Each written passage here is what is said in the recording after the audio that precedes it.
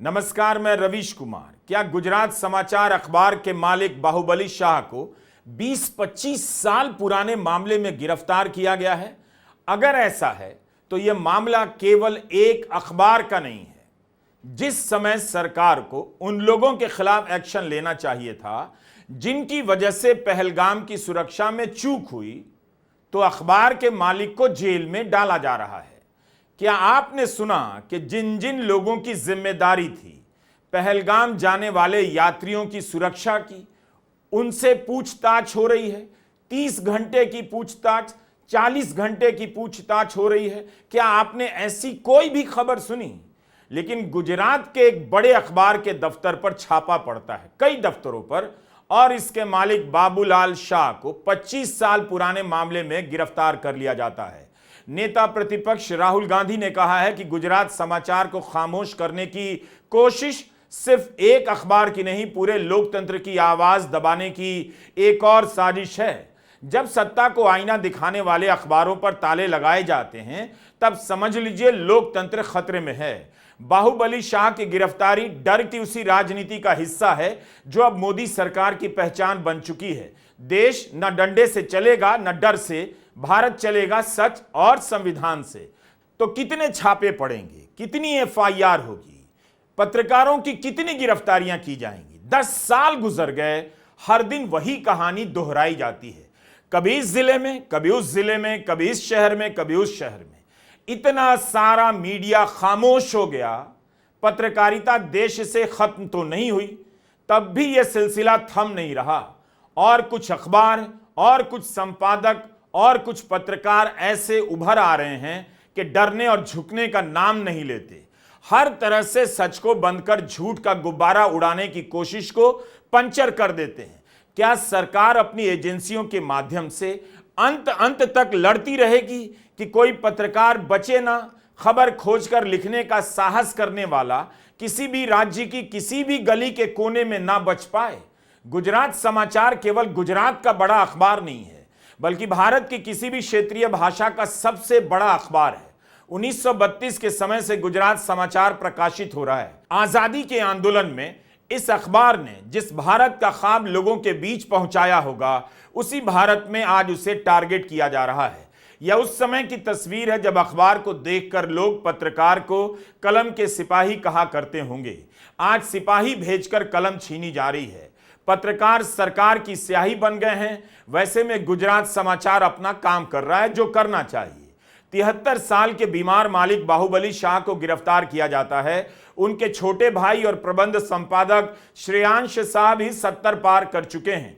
उनसे भी 30-30 घंटे तक पूछताछ हुई है। बीमार चल रहे बाहुबली शाह को गिरफ्तार कर लिया जाता है और अब उन्हें 31 मई तक के लिए अंतरिम जमानत दे दी गई है।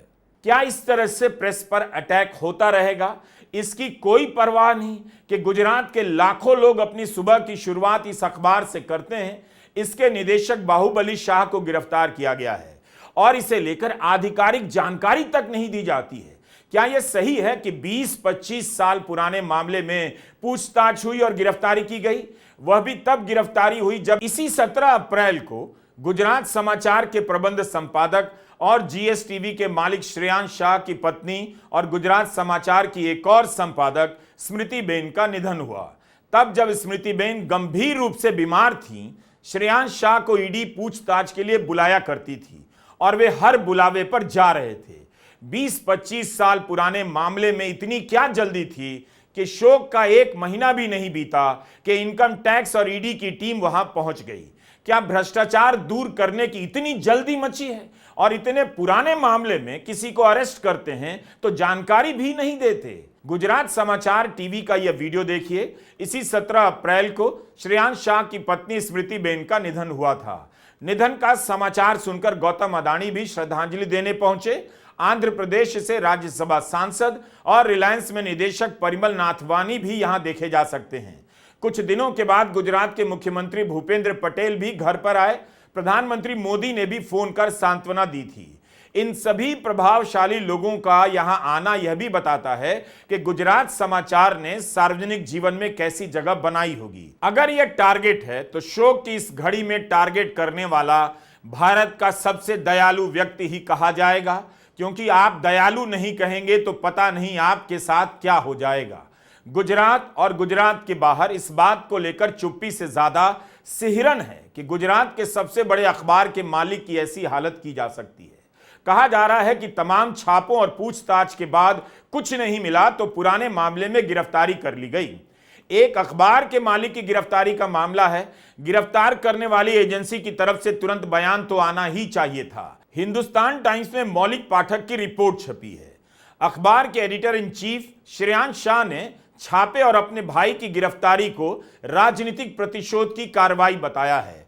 उन्होंने कहा है कि 36 घंटे तक छापे पड़ने के बाद बिना लिखित नोटिस के ईडी ने बाहुबली शाह को गिरफ्तार कर लिया। बाहुबली शाह कई दिनों से बीमार हैं। उन्होंने यह भी आरोप लगाया कि बाहुबली शाह पर कुछ चीजों को मान लेने का दबाव डाला जा रहा था। अखबार ने लिखा है कि 20 साल पुराने मामले में ईडी का छापा पड़ा है। ये सभी लेन देन बैंक के जरिए हुए हैं। यह दीवानी मामला है। हम कोर्ट में लड़ने के लिए तैयार हैं।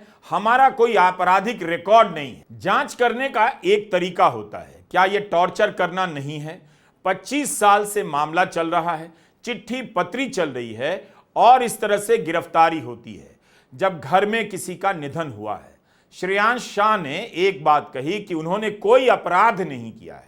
अगर किया है तो मीडिया उनके खिलाफ खुलकर लिखे, क्योंकि जनता जिस अखबार को पढ़ती है उसके पाठक को जानने का हक है कि संपादक का दूसरा पहलू क्या है। मैं इस बात का बुरा नहीं मानूंगा, लिखे मेरे खिलाफ, लेकिन आधार होना चाहिए। राज्य के बड़े अखबार पर इस तरह से छापा मारा गया जैसे धावा बोला गया हो। कई दफ्तरों में बड़ी संख्या में अफसरों ने घंटों छापे मारे। प्रधानमंत्री मोदी के राज्य का अखबार है, जहां वे 13 साल मुख्यमंत्री रहे हैं। क्या उन्हें प्रेस की आजादी पर हमला नजर नहीं आता? कहीं ऐसा तो नहीं कि इस अखबार से कोई पुराना हिसाब चुकता किया जा रहा हो? गुजरात के विपक्षी नेताओं ने अखबार के खिलाफ हुई कार्रवाई पर आपत्ति जताई है, बयान भी जारी किया है। आम आदमी पार्टी के विधायक चैतर वसावा ने ट्वीट किया है कि यह गुजरात में पत्रकारिता का गला घोटने की कोशिश है। निडर और निष्पक्ष गुजरात समाचार को सरकार दबाने की कोशिश कर रही है। कांग्रेस प्रवक्ता पवन खेड़ा ने ट्वीट करते हुए लिखा है, 93 साल पुराना यह अखबार सत्ता के खिलाफ मुखरता से बोलता रहा है। जिनमें यह कहने की हिम्मत है कि राजा नंगा हो गया, उनका यही अंजाम होता है। गुजरात में कांग्रेस के विधायक जिग्नेश मेवानी ने इस मामले में ट्वीट करते हुए लिखा है कि गुजरात के सबसे बड़े न्यूज़पेपर गुजरात समाचार के मालिक तंत्री बाहुबली शाह की आज ईडी ने गिरफ्तारी की, वह बेहद शर्मनाक है। हम गुजरात समाचार के साथ खड़े हैं। पिछले 25 वर्षों से इस अखबार ने मोदी शाह की नीतियों की जो धुलाई की है, उसका बदला लेने की भावना से इस कृत्य को अंजाम दिया गया है। गुजरात समाचार છેલ્લા 25 વર્ષથી એ નરેન્દ્ર મોદી, અમિત શાહ, આરએસએસ અને બીજેપીને સહેજ પણ ગાંઠ્યું નથી. નરેન્દ્રભાઈ ઉપર ગુજરાતની જનતાએ, દેશની જનતાએ ગમે તેટલા ફૂલડા વેર્યા હોય, પણ મગનું નામ મરી પાડીને રાત દિવસ પાને પાને એક એક સ્ટોરીમાં એન્ટી એસ્ટાબ્લિશમેન્ટ એલિમેન્ટ સાથે કોઈએ લખ્યું હોય સાતત્યપૂર્વક, એ ફક્ત ગુજરાત સમાચાર છે. એટલે હું એવું માનું છું કે આ અભિવ્યક્તિની સ્વાતંત્ર્ય અને પ્રેસની સ્વાતંત્ર્ય ઉપર તો હુમલો છે જ, પણ 25 વર્ષથી ગુજરાત સમાચારે ગચગચાઈને જે બેટિંગ કરી છે ને, આ ચોરોની સામે એની દાજ કાઢી છે. આ ઈડી ઇન્કમટેક્સ દ્વારા ગુજરાત સમાચાર ઉપર થયેલો હુમલો, બાહુબલીભાઈ શાહ ઉપર થયેલી ધરપકડ, એ મૂળ 25 વર્ષનો બદલો લીધો છે. खुन्नस्ती કરવામાં આવેલું કૃત્ય છે. क्या अब बीजेपी मीडिया के खिलाफ ऐसे छापों का विरोध नहीं करती है?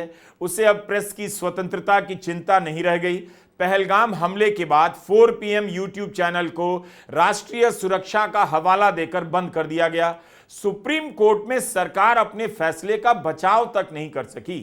फैसला सुनाने से पहले 4 PM पर लगा बैन हट गया, लेकिन कुछ दिन ही सही चैनल की आमदनी तो प्रभावित हुई। उसके लाखों दर्शकों को समाचार तो नहीं मिला। ऐसी कार्रवाई से आप अखबार और चैनल को ही नहीं डराते, उसके लाखों पाठकों को भी डराते हैं। इसलिए इन छापों को सरकार का हमला कहा जाना चाहिए। पहलगाम हमले के बाद गुजरात समाचार का ट्विटर हैंडल बंद कर दिया गया था, किसी ने नोट नहीं किया क्योंकि भाषा अलग होगी, लेकिन गुजराती भाषा के लाखों पाठकों और दर्शकों ने इसे नोट किया था। क्या बोला था? दिल्ली ही हर बार क्यों बोले? क्या गुजरात के लोग कम प्रभावशाली हैं, कम प्रखर और मुखर हैं? क्या उनकी आवाज की ताकत कम है? गुजरात के उद्योगपति दुनिया में राज कर रहे हैं, इस राज्य से प्रधानमंत्री हैं, गृह मंत्री हैं, तो सबसे पहले गुजरात को बोलना चाहिए। बोलने वाला राज्य रहा है गुजरात। गुजरात से आवाज आनी चाहिए कि इस तरह से प्रेस का गला घोटना गलत है या नहीं। आप इन संस्थानों को पहचानते होंगे। 2017 से लेकर 2025 के बीच कम से कम 8 बड़े मीडिया संस्थानों पर ईडी, सीबीआई से लेकर आईटी का छापा पड़ चुका है। दैनिक भास्कर, भारत समाचार, news laundry, the wire, news click, BBC और एनडीटीवी। आपको याद होगा 2017 में एनडीटीवी के छापे को लेकर कितनी कहानी बनाई गई और अंत में क्या हुआ? सीबीआई ने हाईकोर्ट में कह दिया कोई गड़बड़ी नहीं है, केस बंद हो गया। कब कहा? जब अदानी ने एनडीटीवी को खरीद लिया। जनवरी 2025 में एनडीटीवी के खिलाफ आईसीआईसीआई बैंक के मामले में केस बंद कर दिया गया, कोई गड़बड़ी नहीं पाई गई। न्यूज क्लिक के संपादक प्रबीर पुरकायस्थ को अवैध रूप से गिरफ्तार किया गया, इस पर भी दिल्ली पुलिस और ईडी का छापा पड़ा। सुप्रीम कोर्ट ने प्रबीर पुरकायस्थ को इसी आधार पर जमानत दी क्योंकि उन्हें अवैध रूप से गिरफ्तार किया गया था। आज न्यूज क्लिक जैसी संस्था बिखर चुकी है, कई कर्मचारियों के सामने रोजगार का संकट है, वे सैलरी के लिए जूझ रहे हैं। जिस हफ्ते पूरे देश में गोदी मीडिया के कारनामे को लेकर लोग शर्मिंदगी महसूस कर रहे हैं, उसी हफ्ते गुजरात में निरंतर सवाल पूछने वाले अखबार के खिलाफ इतनी बड़ी कार्रवाई होती है। गोदी मीडिया के खिलाफ कोई एक्शन नहीं लिया जाता, उल्टा बीजेपी गोदी मीडिया के झूठ के साथ खड़ी हो गई। सूचना प्रसारण मंत्री अश्विनी वैष्णव तो तारीफ कर रहे हैं। उन्होंने कहा कि चाहे इलेक्ट्रॉनिक मीडिया हो, टीवी हो, प्रिंट मीडिया हो, रीजनल चैनल हो, सबको मैं धन्यवाद देना चाहूंगा। आपने ऑपरेशन सिंदूर के समय देश की सेनाओं के साथ खड़े होकर एक साथ मेहनत की और वो जज्बा जो राष्ट्र का वो आपने दिखाया, आप सबको भी सलूट। क्या वाकई में इलेक्ट्रॉनिक मीडिया सलूट पाने के लायक काम कर रहा था? क्या 8 मई को जिस तरह से इलेक्ट्रॉनिक चैनलों पर कवरेज हुआ वो मंत्री जी के लिए बिल्कुल ही गलत नहीं था? प्रधानमंत्री मोदी ने कहा था आलोचना लोकतंत्र की आत्मा है। यही याद दिलाते हुए कांग्रेस के अध्यक्ष मल्लिकार्जुन खड़गे ने ट्वीट किया है, लिखा है कि गुजरात समाचार एक 93 वर्ष पुरानी संस्था है जिसके वरिष्ठ संस्थापक बाहुबली भाई शाह जी को ईडी से गिरफ्तार करवाकर मोदी जी ने सिद्ध किया है। Arresting critics is the first sign of a scared dictator. जिसने भी सरकार के खिलाफ आवाज उठाई, जिसने भाजपा से समझौता नहीं किया, उसको जेल जाना पड़ेगा। सरकार द्वारा स्वतंत्र मीडिया पर दबाव बनाकर अपने हक में इस्तेमाल करना लोकतंत्र के लिए घातक है। एक अखबार का मूल्यांकन अभी यहां संभव नहीं, 1932 से चल रहा है, लेकिन कुछ हेडलाइन आप देख सकते हैं कि अखबार अपनी खबरों को रोकता नहीं, खासकर उन खबरों को जिसे लिखने में गोदी मीडिया के संपादक और उनके मालिक जमीन पर लेट जाते हैं। यह हेडलाइन है 15 फरवरी 2019 की। 56 इंच की छाती की कायरता, आतंकी बेलगाम, 44 जवान शहीद। यह हेडलाइन तब की है जब पुलवामा में हमला हुआ था। 4 जुलाई 2024 की हेडलाइन देखिए, भाजपा के भ्रष्टाचारियों ने भगवान राम को भी नहीं बख्शा, लोकसभा में फायदा लेने के लिए काम में जल्दी की गई और अयोध्या भगवान राम के भरोसे आ गया। भव्यता और दिव्यता के दावों के बीच राम मंदिर के गर्भगृह में पानी। नवंबर 2022 में मोरबी पुल गिरने के बाद की हेडलाइन है, मोरबी में मातम, अनेक ननामी पर एफआईआर अनामी, यानी कई मौतें हुई लेकिन एफआईआर में किसी का नाम नहीं। 9 मई 2021 की हेडलाइन, देशवासी जब कोरोना महामारी से जूझ रहे हैं तब लोक सेवक अब डिक्टेटर बन रहे हैं। प्रधानमंत्री 22,000 करोड़ के सेंट्रल विस्टा प्रोजेक्ट में व्यस्त। 14 दिसंबर 2024 की हेडलाइन, ट्रंप सत्ता संभालते ही 18,000 भारतीयों को घर भेज देंगे। अप्रैल 2021 की यह रिपोर्ट, कोविड जब अपने चरम पर था तब अखबार ने बताया था कि कैसे गुजरात राज्य के 20 जिलों में एक भी सीटी स्कैन मशीन नहीं है, एक भी। 2 साल में सरकार ने मात्र एक ही सीटी स्कैन मशीन खरीदी थी। जाहिर है ऐसी हेडलाइन किसी को चुभ रही थी। गुजरात से ही कोई इस तरह साफ साफ लिख दे, इसका हिसाब रखा जा रहा होगा। गुजरात समाचार के टीवी चैनल के डिबेट में बताया जाता है कि बीजेपी के प्रवक्ता नहीं जाते हैं। न्यूज लॉन्ड्री के बसंत कुमार ने अपनी रिपोर्ट में लिखा है कि बीते कुछ महीनों में गुजरात समाचार अखबार और टीवी चैनल दोनों का विज्ञापन प्रदेश सरकार ने बंद कर दिया। अखबार में काम करने वाले कर्मचारी ने बताया कि जब कोई आलोचनात्मक खबर छपती है, गुजरात सरकार विज्ञापन बंद कर देती है, फिर कुछ महीनों में शुरू कर देती है। यह सिलसिला चलता रहता है। अब इन बातों का कितना असर पड़ता होगा? वहां काम करने वाले पत्रकारों की अच्छी सैलरी नहीं हो पाती होगी, जब तब यह अखबार वित्तीय संकट की आशंका से घिरा रहता होगा, तो आप कितने लोगों पर हमला कर रहे हैं? इन बातों से यही लगता है कि गुजरात समाचार को लेकर एक असहज स्थिति तो थी और दूरी भी, लेकिन फिर भी इतनी कठोर कार्रवाई, वो भी पुराने मामले में, वो भी तब जब 1 महीना पहले श्रेयांश शाह की पत्नी का निधन हुआ हो। तो कुछ तो है जो सतह पर नहीं है। कोई पहली बार नहीं है। ईडी, आईटी, सीबीआई का मीडिया पर छापा पड़ता रहा है और एक दहशत मचाई जाती है। निंदा करने वाले भी सहम जाते हैं, कोई बड़ी बात होगी तभी ईडी ने छापा मारा होगा। लेकिन इन एजेंसियों का ट्रैक रिकॉर्ड भी तो देखिए। सुप्रीम कोर्ट के तमाम फैसलों में और सुनवाइयों के दौरान टिप्पणियों में क्या क्या कहा गया है इन एजेंसियों के बारे में, उसे देख लीजिए ताकि आप समझ सकें कि गुजरात समाचार के साथ क्या हुआ होगा और क्या हो सकता है। यह तो ज्यादा पुरानी खबर नहीं। 5 मई को सुप्रीम कोर्ट के जस्टिस ओका ने छत्तीसगढ़ के कथित आबकारी घोटाले के मामले में सुनवाई करते हुए कहा था, हमने बहुत बार ईडी की शिकायतों में यह देखा है, एक पैटर्न है बिना कोई रेफरेंस दिए हुए आरोप लगा देने का।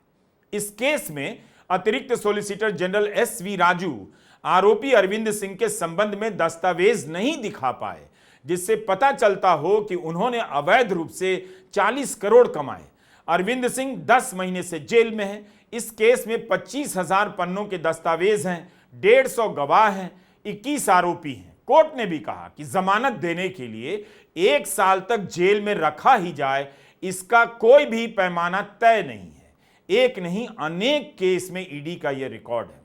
गुजरात समाचार साधारण अखबार नहीं है कि इस छापे को सत्य की खोज में किया गया छापा मान लिया जाए और इसके पीछे बदले की कार्रवाई की दुर्गंध से इनकार कर दिया जाए। मोदी सरकार के दौर में पत्रकारों को और मीडिया संस्थानों को इसी तरह से टारगेट किया गया है। छापा मारो, FIR करो, फिर छोड़ दो कोर्ट पर, साल 2 साल फर्जी केस के पीछे इंसाफ की लड़ाई लड़ने के लिए, तब तक काम हो जाता है। रिपोर्टर्स विदाउट बॉर्डर का एक डेटा है, 2010 से भारत में 62 पत्रकारों को जेल भेजा गया, 47 पत्रकारों की हत्या हुई है। द वायर की यह रिपोर्ट आपको देखनी चाहिए। National law university Delhi, Columbia law school के ह्यूमन राइट्स इंस्टीट्यूट और क्लूनी फाउंडेशन फॉर जस्टिस की एक रिपोर्ट आई है। इसमें 400 से अधिक पत्रकारों के खिलाफ दर्ज मामलों का अध्ययन किया गया है। पत्रकारों के खिलाफ दर्ज 244 मामले में 65% से अधिक 30 अक्टूबर 2023 तक पूरे नहीं हुए। 40% मामलों में पुलिस ने जांच ही पूरी नहीं की। केवल 16 मामलों में मुकदमे का निपटारा हुआ, जिसमें सजा भी हुई, बरी भी हुए। यह एक रिकॉर्ड है। 6% मामलों में अंतिम फैसला आया है। बड़े शहरों से ज्यादा छोटे शहरों के पत्रकारों को कानून के जाल में फंसाया जाता है। उनके लिए यह लड़ाई भूखमरी की लड़ाई हो जाती है। वे मुकदमा लड़ते लड़ते बर्बाद हो जाते हैं, नौकरी तक चली जाती है। सुप्रीम कोर्ट से तो राहत मिल जाती है, मगर वहां तक बहुत पत्रकार नहीं पहुंच पाते। राज्यों में न्याय पाने की लड़ाई की कल्पना हम और आप नहीं कर सकते। क्या यह सब सुनकर आप बहुत खुश हुए? फिर आप क्यों खोजते हैं कोई खबर लिखने वाला होना चाहिए, कोई पूछने वाला होना चाहिए? पहलगाम में इतनी बड़ी चूक कैसे हो गई? क्या किसी की जिम्मेदारी तय हुई? आपके मुद्दों को कोई उठा दे, क्या आपको नहीं चाहिए? 10 साल से ज्यादा समय बीत गया, यह सिलसिला रुक ही नहीं रहा है। हर स्तर पर पत्रकारों को डराया जाता है। जो लोग अपना चैनल बनाकर कुछ बोलने की कोशिश कर रहे हैं, उन्हें भी अब डराया जा रहा है। यूट्यूब का चैनल बंद करवा देंगे। छोटे छोटे शहरों में उनके खिलाफ मुकदमे हो रहे हैं और सियासी भीड़ उन पर सोशल मीडिया में हमला कर देती है। इस हाल में है आपका प्यारा लोकतंत्र। गुजरात समाचार पर छापा एक और हमला है, मगर अंतिम नहीं। इसी तरह के छापे विपक्ष पर हमला करते रहे। क्या इतना मुश्किल है यह समझना कि यह हमला अंत में आपके ऊपर ही पहुंचेगा? आप यानी पाठक, दर्शक और जनता और नागरिक 11 साल के बाद मोदी सरकार को सोच लेना चाहिए। एजेंसियों को लगाने से विपक्ष तो नहीं मिटा, पत्रकारिता भी नहीं मिटी। इन एजेंसियों ने सुप्रीम कोर्ट में सरकार को शर्मसार ही किया। अब जनता को भी समझ में आने लगा है कि इनका मकसद भ्रष्टाचार को दूर करना नहीं, बल्कि हर उस किसी को नजरों से दूर कर देना है जो सवाल पूछ देते हैं। जनता को पता है कि गोदी मीडिया क्या है। कोई भी सरकार जनता को गोदी मीडिया देखने के लिए मजबूर नहीं कर सकती है। जनता अब समझ गई है। नमस्कार, मैं रवीश कुमार।